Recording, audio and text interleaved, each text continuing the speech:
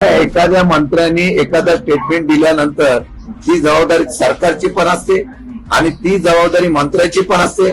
आता मंत्र्यांनी काय केल्यानंतर मग त्याचं फक्त खातं बदलायचं हा नवीन पॉइंट मला वाटतं आता या ठिकाणी आलेला आहे।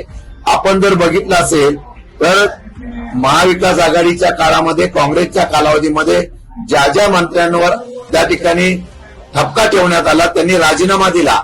आर पाटील साहेबांसारख्या नेतृत्वानं सुद्धा राजीनामा द्यावा लागला। अनेक विलासराव देशमुख अनेक नेते आहेत त्यांनी राजीनामा दिला होता।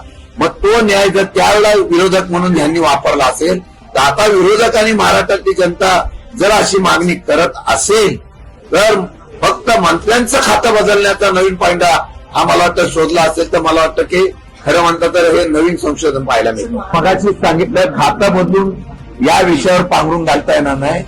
खातं बदलण्यापेक्षा राजीनामा पाहिजे ही भूमिका आमची ठाम आहे।